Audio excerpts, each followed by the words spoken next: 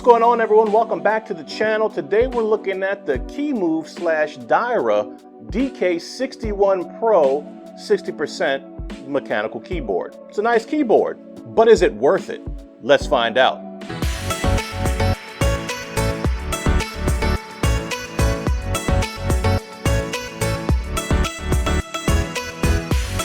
Before we jump into this review, if you're new here, I make non-tech reviews. Look, I'm no expert, I just use the stuff and I want to know if it works. So make sure to subscribe to the channel as well as like the video, well, if you like the video. Let's go ahead and jump into this. So like I said, we have the DIERYA DK61 PRO keyboard. Before we get into the meat and bones of it, let's see what's in the box. Okay, so here it is, the Kemove DK61 Pro, and shout out to Sick Tech. He said, do a review please. He said please, so I said okay.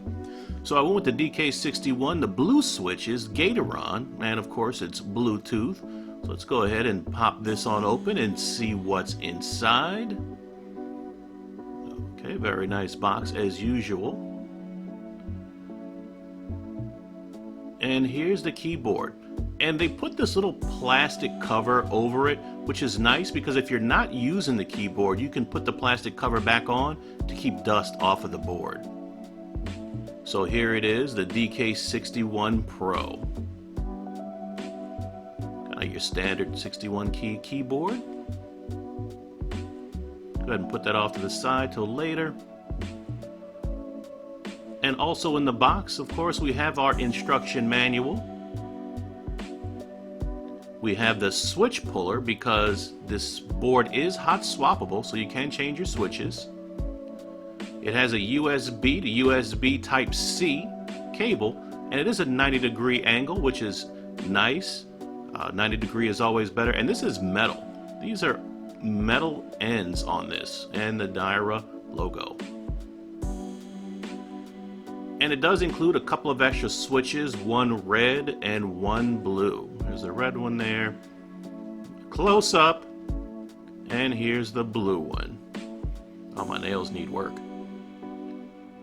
Okay, and of course you get your standard keycap puller, so you can swap out your keycaps. So here's everything that comes in the box. Of course, the main course is the keyboard, the DK61. I wonder why they didn't put Pro on the bottom, but I guess the DK61. Little rubber feet there, no on and off switch.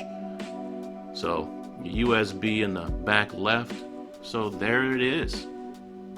Everything. All right, now that we know what's in the box, this keyboard is going to set you back about $59.99 on Amazon. It's a nice beefy keyboard, and when I say beefy, it's heavy. It feels like you could really do some damage with this thing.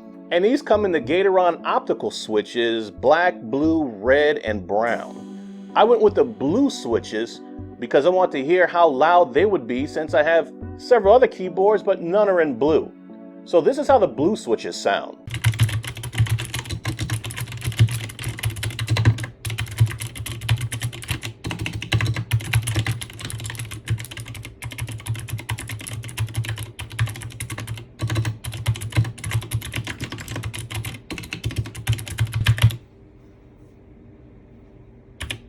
These are going to be PBT double shot keycaps on this keyboard, as well as their software where you can remap all the keys to whatever your heart's desire, as well as the RGB options to whatever your heart desires. And here are some of the available RGB options, but you can use the software to tailor it however you like.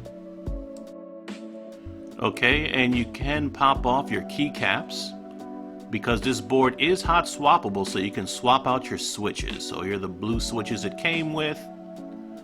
And it came with two extra switches. One was a blue, one was a red. It'd be nice if it came with like a red and a brown or a red and a black, just something other than the blue that it was already on the board. So go ahead and pop those in. Pop our keys right back on. That's simple. And you know, it's a standard. It could Bluetooth about 3 devices to it, as well as it has a 1900 milliamp battery, which is very nice. And the difference between this DK61 Pro and the DK61 is the DK61 Pro is Bluetooth and the DK61 is a wired option only. These are some of the things that kind of fell flat for me on this DK61 Pro. First, the keys. They're very nice keys, but the secondary option on the key isn't as highlighted as some of the other models. You can see the keys, the second option below, it is darker than on the previous models, as well as the RGB. It's kind of hard to see on video, but the DK61 Pro, it seems like the colors weren't able to get through these keycaps as well. So while it was bright, it wasn't as bright as some of their other offerings on the market. And I like my RGB. You know, I know RGB is kind of hit and miss with some people, but you know that one person who likes to stick RGB on everything? That's this guy. But if you're looking at this keyboard, there's a better option. That would be the DK66. And this is the DK66, as you can see there.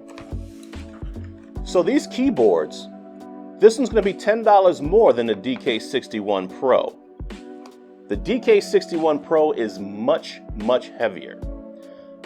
You could definitely feel it when you pick it up. This is about 1.5 pounds. This one's about 1 pound, if that. So this one, the DK66, is going to be a lot lighter. The DK61 Pro, of course, has the Kemove branding on the front rail. Of course, the 66 does not. And you can kind of see the difference in sizing there. They're going to be almost identical in size. So not much difference there. The rears are going to be about the same. The DK66 gives you a little bit of that gloss action. The DK61 Pro does not.